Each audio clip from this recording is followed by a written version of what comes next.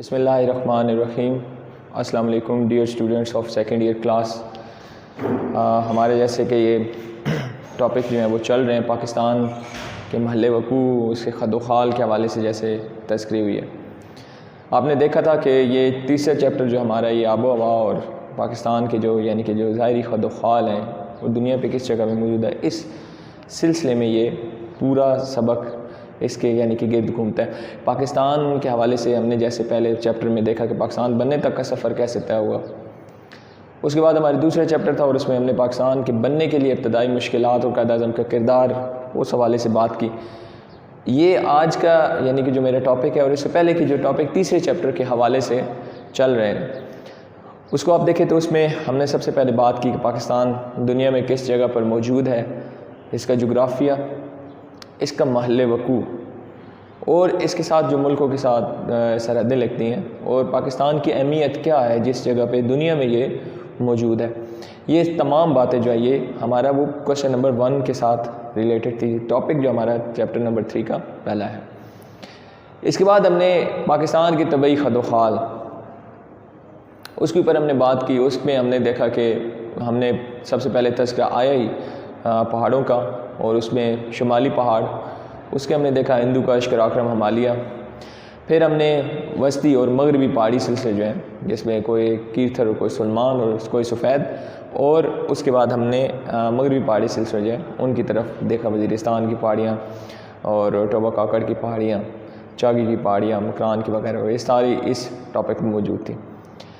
उसके बाद हमारा टॉपिक बढ़ा, हम थोड़े पहाड़ों से उतरे और कुछ ऊंचे मैदान और घाटियाँ यानी कि सतह मुर्तफ़ा, उसके हवाले से बात हुई। सतह मुर्तफ़ा पोटवार, सतह मुर्तफ़ा बलूचिस्तान, और फिर हमने मैदानों का तज़किरा किया। पाकिस्तान में मैदान कौन कौन से हैं? बड़े 2 मैदान जैसे पंजाब और सिंध कहते हैं, ज़ेरी मैदान और बालाई मैदान। फिर उसके बाद पेशावर, और उसके बाद हमने बात की साहिली मैदान जो हमारे पास है, रेगिस्तानी इलाके कौन कौन से पाकिस्तान के, यहाँ तक, और फिर वादियाँ, ये बात हमने कवर कर ली। अब ज़ाहिरी तौर पे पाकिस्तान के नक्शे पर जो जो चीज़ें हम जो महसूस करते हैं, जो हमें ज़ाहिरी तौर पर नज़र आते हैं कि ऊंचे पहाड़ भी हैं, कम बुलंद पहाड़ी सिलसिले हैं, घाटियाँ हैं, वादियाँ हैं, सहरा भी हैं, मैदान हैं, ये तमाम चीज़ें तो जो ज़ाहिरी फ़िज़िकल तरीके से हमें नज़र आती हैं उसके पर बात कर ली। अब हमारा जो आज का टॉपिक है, यहाँ से ये हमारा सिलसिला शुरू हो रहा है। मुख्तसर से टॉपिक है आगे, पाकिस्तान की आबो हवा और मौसम। पाकिस्तान की आबो हवा और मौसम, ये चीज़ें महसूस की जा सकती हैं, ठीक है। और फिर इसके ऊपर एक हमने, क्योंकि साल की कैफियत हैं, उसके ऊपर से तज़किरा पाकिस्तान की आबो हवा कैसी है और पाकिस्तान के मौसम में आपको पता है 4 मौसम जो हैं बुनियादी तौर पर पाकिस्तान के, जो बड़ी कैटेगरीज, उसके फिर आगे झेल में नहीं जाते जिसकी लंबी डिटेल्स होती हैं, लेकिन 4 मौसम हैं। मौसम गर्मा, पहाड़, मौसम सरमा और ख़ज़ां, मौसम सरमा, और उसके बाद है बहार। इसका तज़किरा आज हम करेंगे। तो आज हम पाकिस्तान की आबो हवा और मौसम सबसे पहले समझने की कोशिश करते हैं आबो हवा क्या होती है।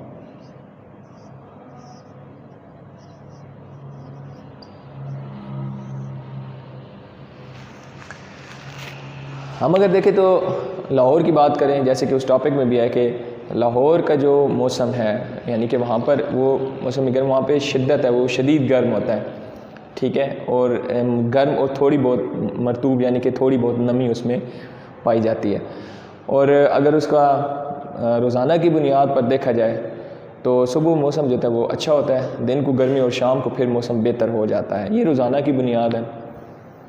ये जो रोज़ाना की बुनियाद पर किसी इलाके को हम देखते हैं कि उसके सुबह के वक्त कैसा माहौल था, दिन के वक्त क्या था और शाम के वक्त क्या था, उसको हम क्या कहते हैं, ये है इस इलाके का मौसम। यानी कि रोज़ाना की मौसमी कैफियत किसी एक इलाके में मौजूद होती है। हम अपने इलाके या आप लोग जिस इलाके में रहते हैं वहाँ रोज़ाना की जो मौसमी कैफियत होती है उसको क्या कहा जाता है, उस इलाके का मौसम। क्या कहा जाता है, उस इलाके का मौसम। और किसी इलाके का रोज़ाना से बाद किसी इलाके का साल हर साल की मौसमी कैफियत, यानी कि मौसम बदल रहा होता है, सुबह दोपहर शाम का अलग अलग होता है। तो पहले तो देखना है कि उस इलाके का रोज़ाना का जो मौसम है वो कैसा है, सुबह का वक्त का, दिन के वक्त का और शाम और रात के वक्त का। जब रोज़ाना को हम देखेंगे तो उस मौसमी कैफियत को क्या कहेंगे, मौसम। और अगर इसी चीज़ को हम साल हर साल की बुनियाद पर देखेंगे कि उसकी मौसमी कैफियत कैसी है उस इलाके की, तो हम कहेंगे ये है उस इलाके की आबो हवा, ये है उस इलाके की आबो हवा। ठीक है, तो किसी इलाके में जहाँ पर आप रहते हैं, किसी को देखें कि रोज़ाना की बुनियाद पर वहाँ पर सुबह दोपहर शाम की कैफियत कैसी है, मौसमी कैफियत कैसी है, तो हम कहेंगे ये है मौसम। और उसी इलाके को जब हम साल हर साल की बुनियाद पर उसकी मौसमी कैफियत का जायज़ा लेंगे तो हम क्या कहेंगे, ये है उस इलाके की आबो हवा, ये है उस इलाके की आबो हवा। दुनिया में मुख्तलिफ़ इलाके हैं और दुनिया में मुख्तलिफ़ इलाकों की मुख्तलिफ़ आबो हवा होती है। अब आबो हवा में दो चीज़ों का यानी कि बुनियाद जो होती है ना, उसमें जिससे हम मौसमों का जायज़ा लेते हैं वो मैं लिखने लगा हूँ, उसको मैं समझाता भी हूँ।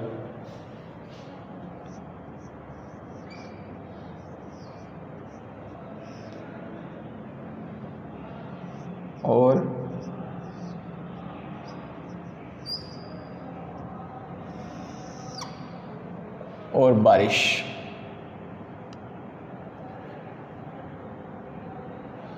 दर्जा हरारत और बारिश।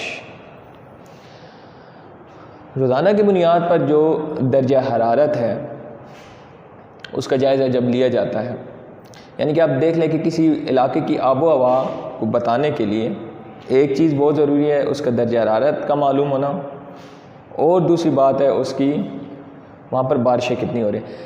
ये दोनों चीज़ें मिलकर आगे क्या किसी इलाके की आबो हवा के मुतल्लिक़ हमें एक चीज़ फराहम करते हैं। बड़ी वजह क्या है, अब दो मौसम हम बुनियादी तौर पर अलग कर लेते हैं, गर्मियों और सर्दियों का।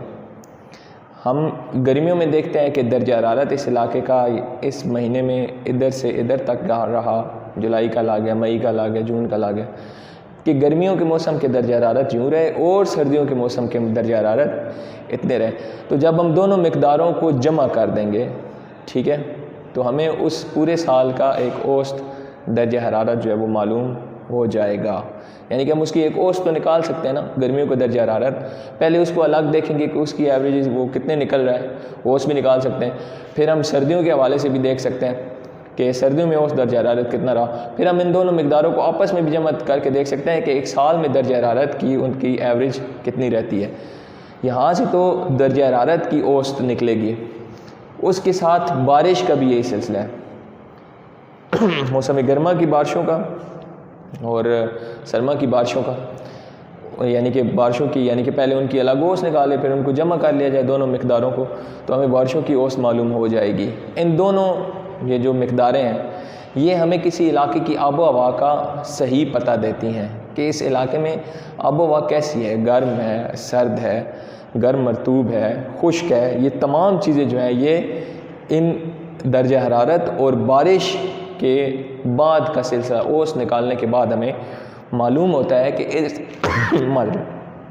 इस इलाके की आबो हवा जो है वो कैसी है, आया कि गर्म है, सर्द है, खुश्क है, मरतूब है, नी मरतूब है, वगैरह वगैरह। ठीक है, तो यहाँ तक ये बात आ गई दर्जा हरारत और बारिश, ये हमें आबो हवा का पता फराहम करती है। इसे हम आगे बढ़ते हैं और यकीनी तौर पे आबो हवा के असरात इसके मौसमों के बाद का एक टॉपिक है, और इससे पहले हम आबो हवा के पाकिस्तान में जो इलाके हैं ये दो चीज़ें इसके साथ आ रही हैं। आज हमने सिर्फ ये आबो हवा और पाकिस्तान के मौसम इसके ऊपर बात करनी है। अब जैसे हमने आबो हवा के हवाले से बात की कि रोज़ाना की मौसमी कैफियत जो होती है उसको हम मौसम कहते हैं, तो हमारा अगला टॉपिक भी इसी हवाले से बढ़ रहा है।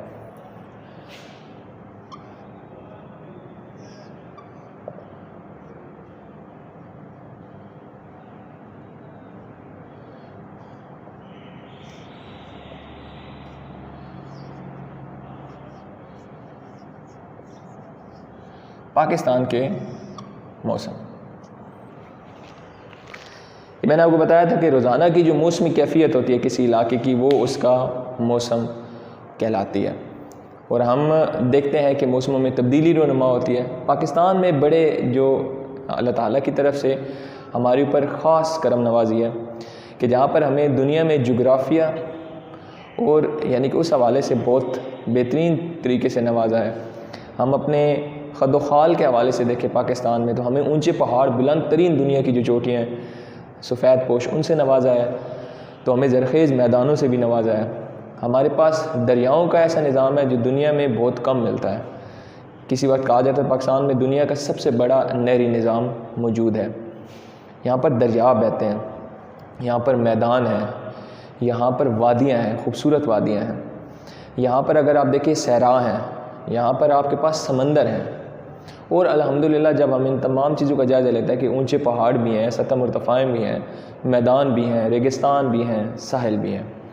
वहीं पर आबो हवा के हवाले से बात की जाए तो पाकिस्तान के पास मौसमों के हवाले से 4 मौसम हैं। यानी कि ये उन खुशनसीब मुल्कों में शुमार होता है जिसको अल्लाह ताला ने 4 मौसमों से नवाजा है, जिसमें गर्मी भी भरपूर नज़र आती है पाकिस्तान के इलाकों में, जहाँ पर सर्दियों का भी सर्दियों को सही तरीके से महसूस किया जा सकता है। बाहर की रंगत भी देखी जा सकती है और ख़िज़ा के झड़ते हुए पत्तों को भी देखा जा सकता है। यह है हमारा मुल्क है पाकिस्तान। इसके हवाले से अगर हम अब आगे बढ़ेंगे तो हम सबसे पहले यहाँ पर बात करेंगे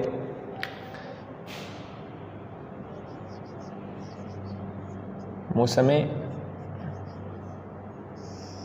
गर्मा।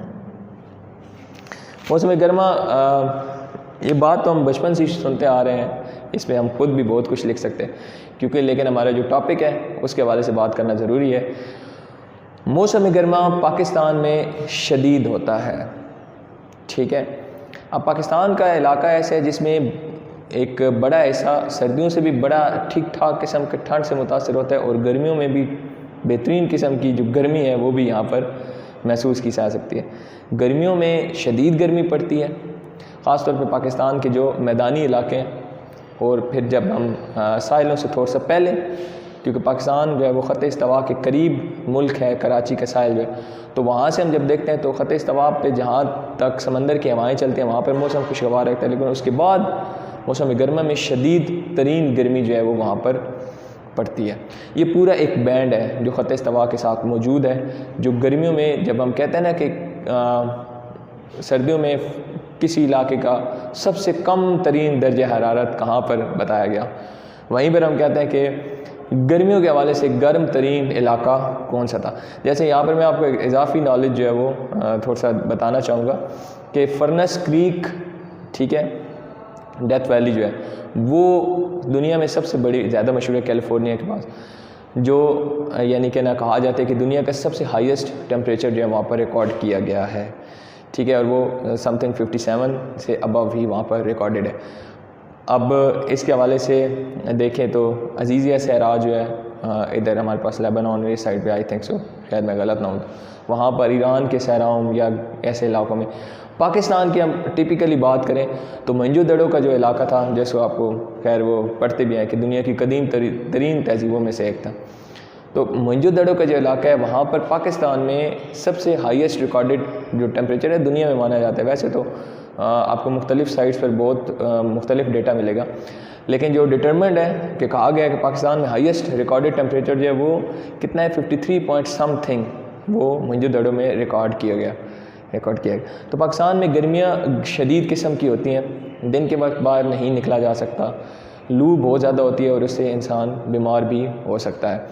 गर्मियों में आपको खुद पता है कि जिन इलाकों में शदीद गर्मी होती है या टेम्परेचर जो होता है 35 प्लस चला जाता है, तो वहाँ पर गर्मियों की छुट्टियाँ जो होती हैं वो कर दी जाती हैं, बच्चों को स्कूल और कॉलेजेस से ऑफ़ करवा दिया जाता है क्योंकि मौसम जो होता है वो शदीद होता है। इसी ऊपर अगर हम देखें तो हमारे वो इलाके, जैसे आप इधर से इस्लामाबाद से ऊपर की तरफ शुमाली इलाकों की तरफ जाएँ तो वहाँ पर कहीं कॉम्बिनेशन है, कहीं में वो गर्मियों में छुट्टियाँ कर रहे होते हैं, कुछ जो है वहाँ पर सर्दियों की छुट्टियाँ जो है वो उनका इनेकाद किया जा सकता है। जैसे 3 माह की छुट्टियाँ इधर हैं तो वो 2.5 से 3 माह की छुट्टियाँ सर्दियों में करते हैं, दिसंबर के तकरीबन वस्त से लेकर फरवरी के एंड तक या दरमियान तक ये सिलसिला चलता है, जब वहाँ पर बर्फ़बारी की वजह से रास्ते जो होते हैं ब्लॉक हो जाते हैं और शदीद सर्दी की वजह से वहाँ पर बाहर आना जाना आमदोरफ्त जो होता है मुश्किल हो जाती है, सर्दी बहुत ज़्यादा शदीद हो जाती है। तो मौसम गर्मा पाकिस्तान में शदीद होता है, मैदानी इलाकों में शदीद गर्मी पड़ती है, गर्मियों की छुट्टियों का इनेकाद किया जाता है बच्चों को, ताकि स्कूल और कॉलेज से, ताकि उनको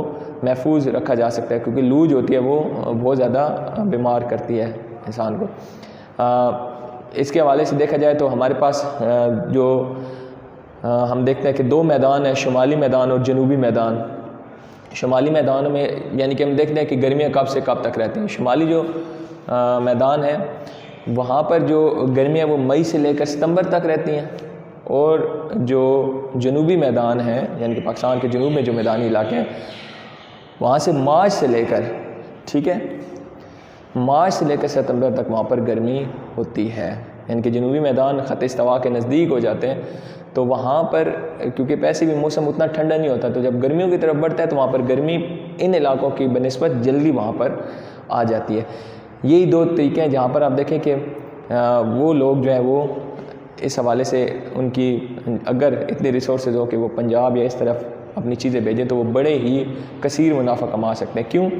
वहाँ पर जो फसलें हम लोगों ने काश्त करनी होती है वो हमसे पहले काश्त कर चुके होते हैं, अगेती काश्त कहते हैं हम उसको, और वो जो उसकी कटाई होती है वो भी हम लोगों से 15 से 20 दिन पहले कर चुके होते हैं। तो उनकी चीज़ें मार्केट में पहले आ जाती हैं, तो उनको निर्ख बेहतरीन मिल जाते हैं। इसके बरक्स जो ऊपर के मैदानी इलाकों के लोग हैं वो जब चीज़ें भेजते हैं तो मार्केट ऑलरेडी जो होती है उसमें चीज़ें वाफर मिकदार में मौजूद होती हैं, तो वो कसीर मुनाफा कमाने से महरूम रह जाते हैं। लेकिन देखा जाए तो वहाँ पर गर्मियाँ शदीद होती हैं, जहाँ पर नुकसानात भी हैं तो अल्लाह ताला की तरफ से कुछ करम नवाजियाँ भी ऐसी हैं जिनको वो इस्तेमाल कर सकते हैं। खैर, ये था कि सितंबर से मई से सितंबर तक शुमाली मैदानों में, जनूबी मैदानों में मार्च से सितंबर तक जो गर्मी होती है वो रहती है, ठीक है। औसत दर्जा हरारत काफ़ी ज़्यादा हो जाता है और 35 से ऊपर ही रहता है।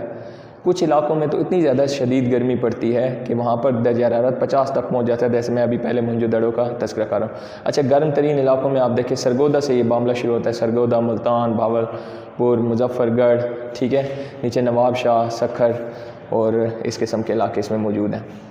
उस समय गर्मा के बाद आ जाता है ख़िज़ां।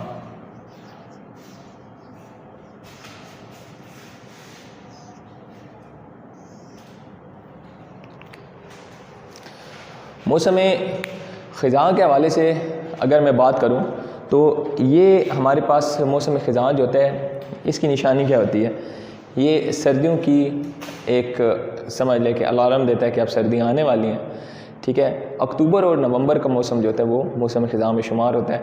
इसमें दरख्तों से पत्ते जो होते हैं वो झड़ना शुरू हो जाते हैं और दिन और रात के दर्जा हरारत में काफ़ी ज़्यादा फ़र्क आ जाता है। दिन को ज़रा गर्मी महसूस ज़्यादा होती है, रात की जो दर्जा हरारत होते हैं वो बेहतर हो जाते हैं और इस मौसम में खुश्की जो होती है वो बढ़ जाती है। इसके बाद हम देखेंगे मौसम सरमा।